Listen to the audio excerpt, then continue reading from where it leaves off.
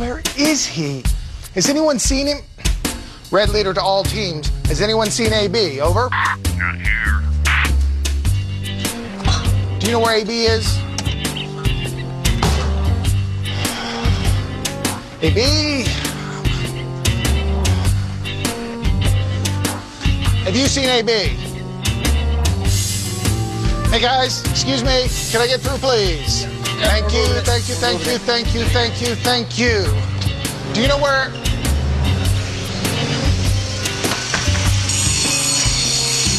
You seen the boss? Hey guys, you know where AB is? Got him. You seen AB? AB, you seen AB? Yeah, right there. Oh, great, great, great. Ooh, let me.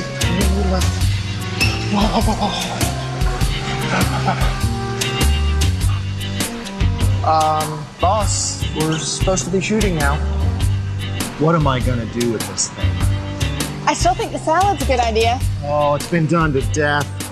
Why don't we stuff it with crab? What crap? Why crab? Got a freezer full of it. Oh, nice, but no. Then we'd just be turning this thing into a big edible bowl. I know, guacamole.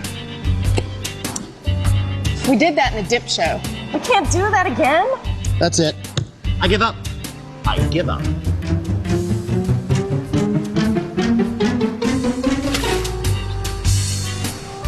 Huh. It floats. It floats. It floats! Eureka! What's with him? Lost it. Yep. Cracked and fried. See, it floats.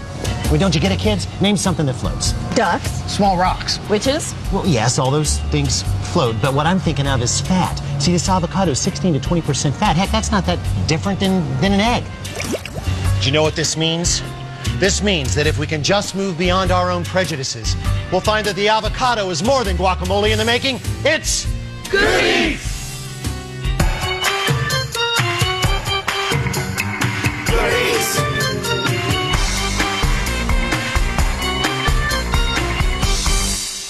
The avocado, like sassafras and bay, it's a member of the laurel family, and it is a New World plant that comes with many, many names.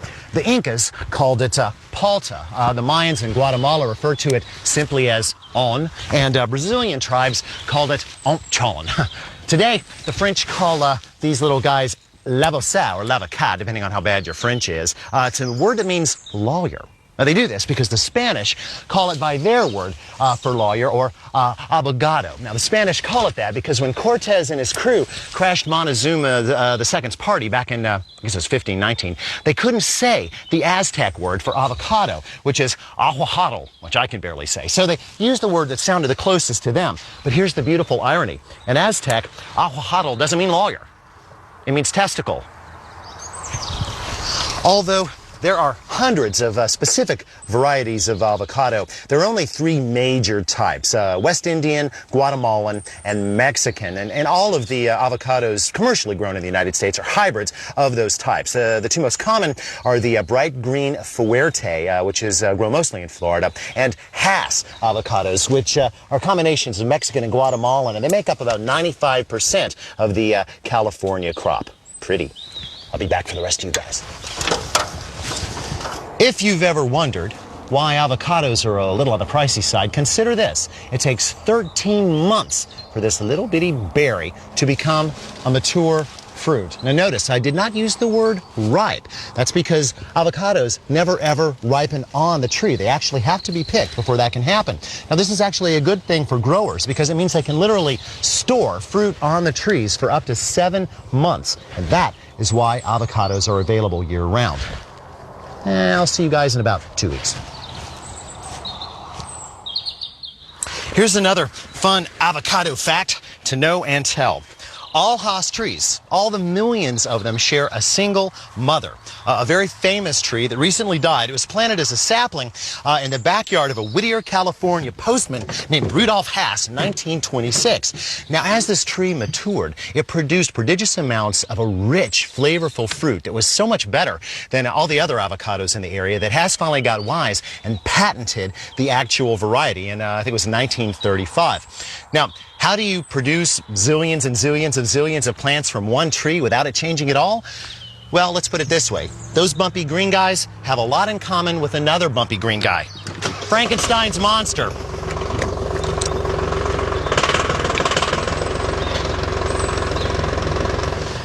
Every kid who's made it through 5th grade science in America has done this experiment. You take an avocado pit, you stick some toothpicks into the side of it, you set it on a glass with a little bit of water, just touching the bottom of the seed, and you go away. Come back a few days later, the seed has cracked open, a new life is just jutting out from inside the seed. It's a miracle. And if you're an especially geeky kid, you hurry it out and you plant it in the ground. Sometimes it grows a tree, sometimes it doesn't. If it does grow a tree, maybe it'll produce fruit.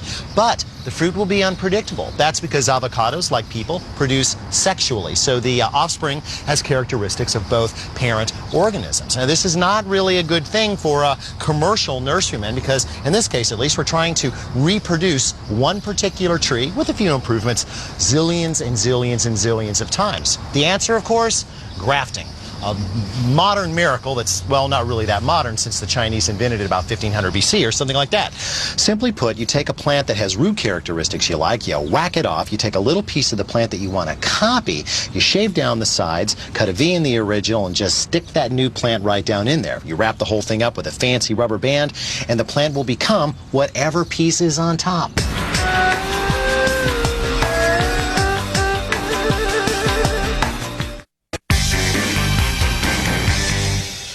For the grower, the moment that this leaves the tree is really the moment of truth. But for the average American avocado enthusiast, the moment of truth comes when the fruit jumps out of the produce bin and into the grocery cart.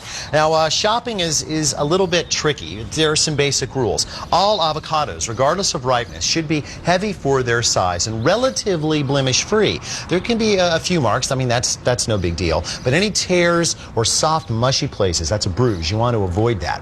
Ripeness depends upon when you plan on using it. If you're not going to eat them for 2, maybe 3 days, you want to buy avocados that are very, very firm. Okay, they will ripen in your kitchen as long as you do not put them in plastic bags and you do not put them in the refrigerator. Either of those things would shut down the metabolism of the fruit, and that would be a very, very bad thing. If you're planning on using them, say tonight, then you want to go with a softer, not mushy, but a softer specimen. In the case of a Haas avocado, it would also be a darker specimen. Now, until you kind of get your avocado fingers, so to speak, and get used to doing this, there is a little trick. Now, if you just kind of flick off this little stumpy piece of the stem like that, and look in. If it's green in the little bitty hole, then odds are very, very good you have a ripe or almost ripe avocado. It'll be ripened, I don't know, probably tomorrow. So this is good. This is bad.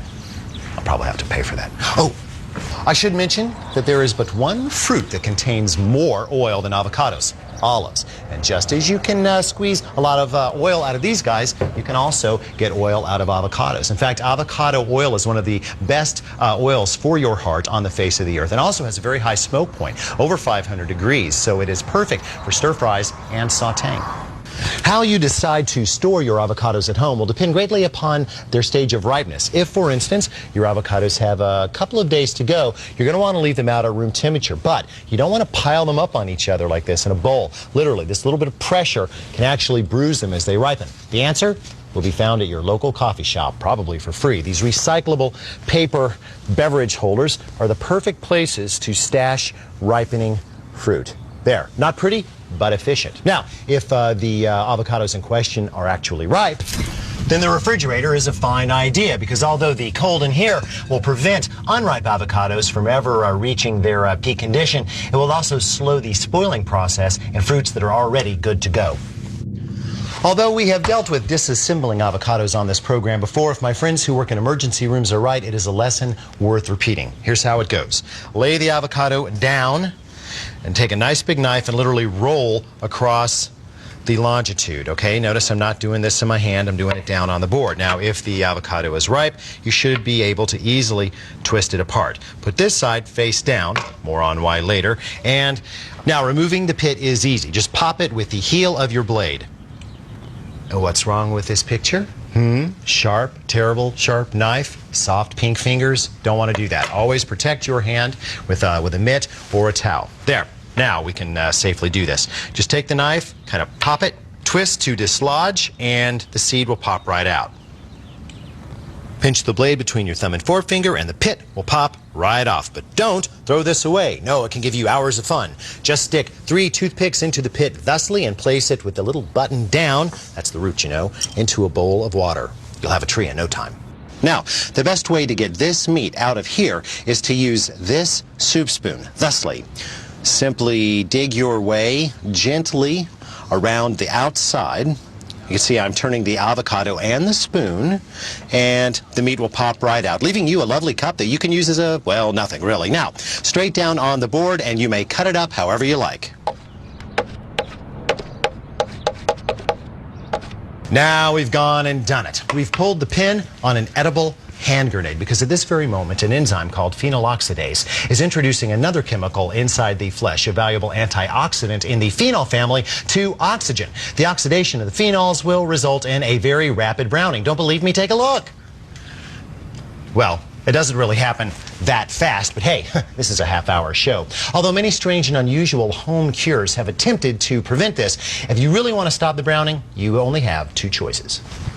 Let's say you cranked up your immersion circulator to 40 degrees Celsius. That's about 104 Fahrenheit for you non-metric folks. And let's say you dropped in your avocados and left them for a couple of hours. That much heat wouldn't damage the texture or flavor, but it would shut down the enzymes that cause browning. Of course, if your immersion circulator is in the shop or you lend it to neighbors, you can always turn to chemical agents. Acids like vinegar can literally crack the crankshaft on the enzymatic engine that causes browning. But vinegar doesn't taste too good with avocados. And since they're tropical, it makes sense to use a tropical citrus. Either lemon, lime, or any combination thereof can do the trick. The problem, of course, is that avocado's flavor is rather mild, and you don't want to overwhelm it. So stick with about half a teaspoon of juice to every avocado's worth of flesh. It'll do the trick. It also helps to keep oxygen out of the party. So take a piece of plastic wrap if you're going to store this for even just a few minutes, and after tossing with acid, push the plastic wrap right down on top of the meat. Less oxygen, less oxidation.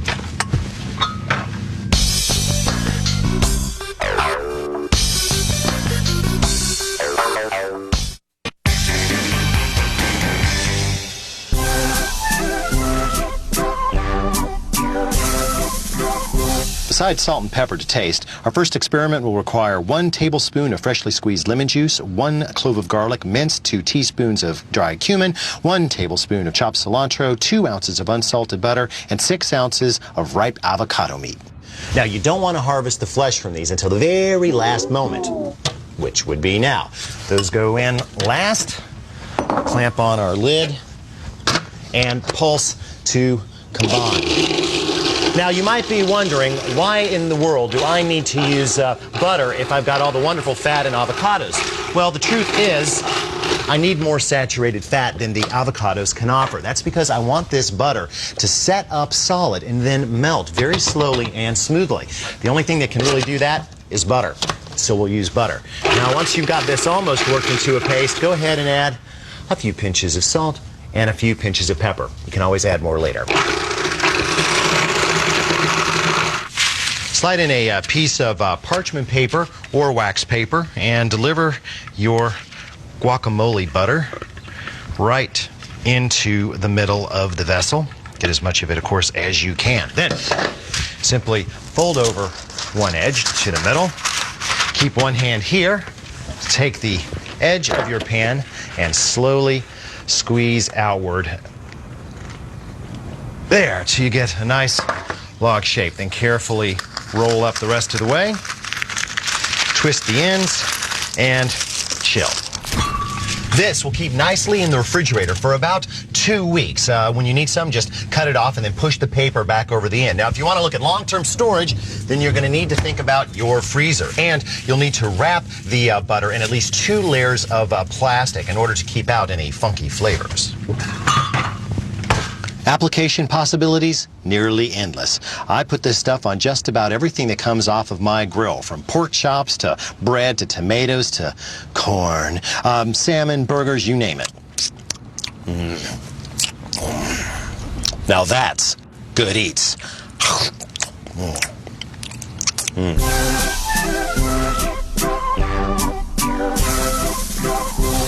You like ice cream, don't you?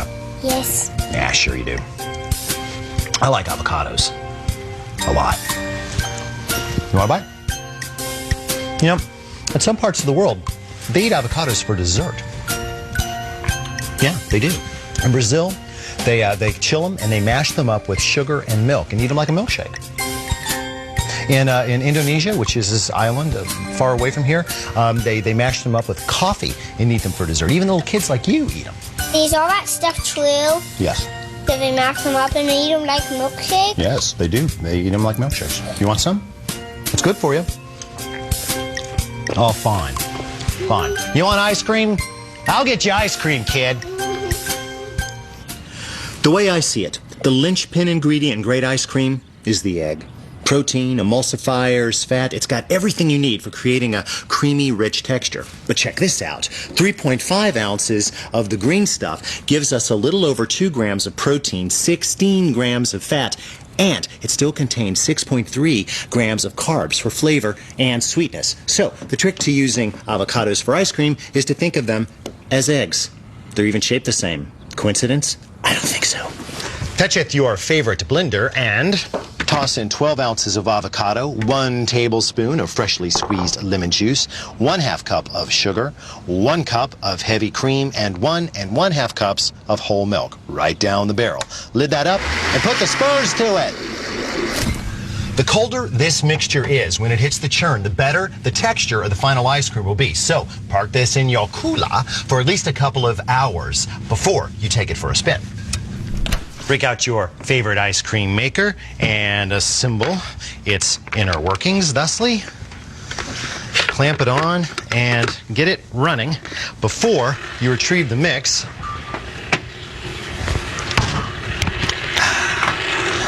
Pour it in. Now, trust me, this stuff tastes pretty good right now, but in 5 or 10 minutes, it will be even better.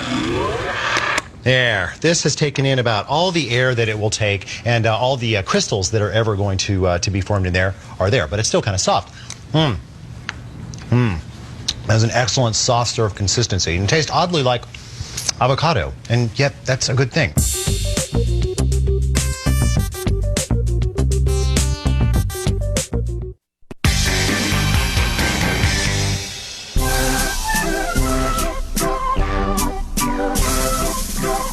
Sooner or later, most of us will fall into the latexy grasp of the medical industry, especially if we keep eating stuff like this Megamart cake with its shocking, shortening sugar and food dye frosting. See what I mean? Now, what if you could replace this green goop with something that wouldn't dye your mouth green, wouldn't clog your arteries, and contain good stuff like magnesium, potassium, vitamin A, and a host of heart-healthy fatty acids? You know, something like avocado. Heck, you might win a Nobel Prize or 3, especially if the frosting tasted good. We will require the services of 8 ounces of avocado flesh. That's 2 medium to large avocados, and the juice of half a lemon. That's about 2 teaspoons. And of course, if we don't use this, this will turn brown as gravy before the day is over. Now, into your favorite mixer, these will go. I like to do the avocado first, and then the lemon on top. We will beat that for 2 to 3 minutes on medium speed until soft. In the meantime, sift 1 pound of confectioner's sugar. Now, when working with confectioner's sugar, you must accept that somebody's going to get dirty, and it's probably going to be you. But we can cut down on the mess. For instance, sift over a flexible working cutting board. Use a sifter that can easily stay down on the table, and turn it over and keep the bag on at all times to keep it from going airborne. Now, the key to working this much sugar into that much avocado is to go very, very slowly, or it'll all end up airborne. Now, as far as delivery goes, I just kind of fold up this board around the sugar just to be safe and make sure it doesn't go popping out of my hand. I got a couple of rubber bands on here. So, low speed and be patient. When you get about half the sugar in, you can raise the speed just a bit.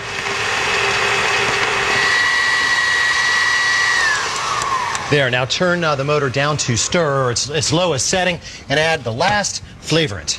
1/2 teaspoon of lemon extract. At this point, you could use this stuff either to make yourself a Ghostbusters sequel, or you could stash it in the fridge for a couple of hours so that the fats can firm up. Then you could actually frost cake with it. What a concept. And it won't even turn your mouth green. You know, I think we've got a cake here that either Dr. Seuss or Dr. Spock would love. I find this frosting highly illogical. You know, I said Dr. Spock, the famous pediatrician, not Mr. Spock. Oh, well, then, live long and prosper. Peace. So, we see in the end that not only can the old alligator pair learn a few new tricks, it can teach us a few new tricks. See you next time on Good Eats. You want some cake? Sure. Okay, but only if you show me how to do that thing. How does it work? It's more like this.